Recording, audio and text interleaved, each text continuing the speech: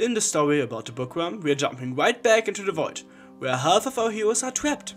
Pinky is trying everything to cheer the rest up, but to no avail. There's a lot of tension in the air, and all of it is directed at Twilight, because she is the one who made them try to be accurate. But they didn't listen, and still created those completely new stories and worlds. This is when Twilight realizes what Pinky already knew. They can imagine their own story, and with the help of that, get out of the void to follow the Bookworm. And what a story it is. Pinky starts imagining a story of one worm to fool them all, aka Pony Lord of the Wings. With that, they start their journey to Mount Worm through 25 pages of walking in classic Lord of the Wings manner until they meet their first challenge, a zombie attack. To get through this, Rainbow decides to take over and switch to Rainbow Vision, a superhero. And Rainbow Vision has Rainbow Vision that transforms the zombies back to ponies. All in a day's work for the so-called Rainbowettes.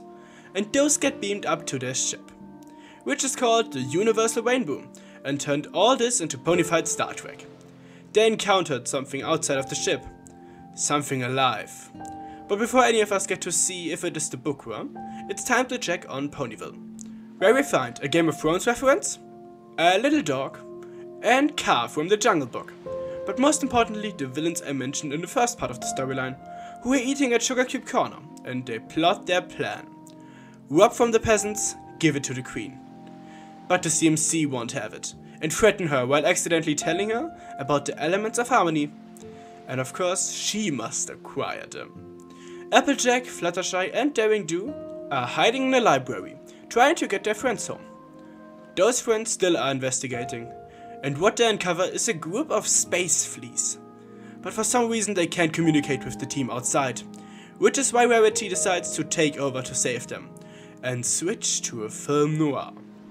With Pinky as Pips, the clumsy kid with the information, Rainbow as Bolts, the bold, fast and fearless helper, and Twilight as Tweezers, the one who keeps track of every detail. Of course, Rarity is Helga Bugar, the detective. Today's case, the Bookworm. This group of misfits is getting interrogated by her, and only after some harsh words, Bolt and Pip are spilling some beans. But before we can make any sense out of their words, the Bookworm eats itself through the wall, and we are leaving them in this difficult situation to go back to Ponyville. Our heroes have been captured and put on chains by the evil queen who searches for the elements. At least they finally figure out a plan to get in touch with the others in the book world. They want to write their own story as well. It starts with Fluttershy, Spike and AJ in Ponyville, and the pots are popping open. And Spike is doing his best expressions of several characters, like AJ and the Evil Queen. And with the help of Daring Do, they are able to put that book scroll thingy into the shelf, which seems to connect it to the other stories Twilight's group went through. The Queen is close to discovering the drawing, but a clever lie by Fluttershy leads her suspicion away. Back to the book world. Our heroes get chased by the Bookworm, and suddenly cross over into the newly made story. This reveals to this group what happened in Ponyville. But they can't think about that. They are about to get devoured. But Twilight knows what to do and confronts the Bookworm and holds a speech.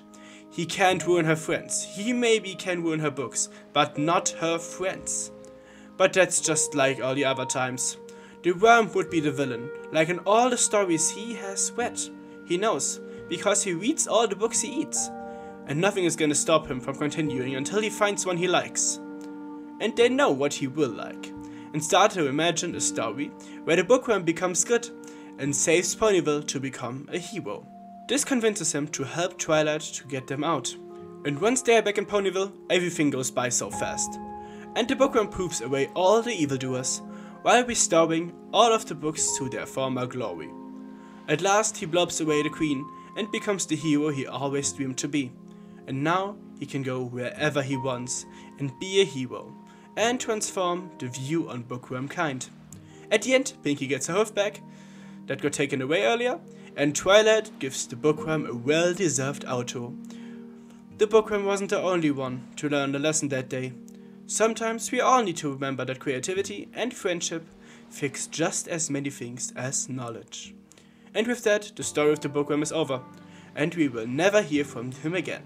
Neither in the show, nor in the comics. To be honest, I think that's sad. It would have made an interesting side character somewhere in between. But we will never see that. Regardless, I like the trope of jumping into stories, classic Jumanji style, and seeing that once more in MLP was interesting. But I went on about it a while in the previous part. But what about you? Did you enjoy the Bookworm as a creature? What do you think about his reformation? In what book would you want to jump if you could? Let me know. Thanks to my patrons, especially to Fowley and Windyberry. Like, comment and subscribe if you enjoy my content, and until next time for the Bronies, Ponyvilles, when we get to start one of the biggest stories yet, and enter the mirror world. Bye.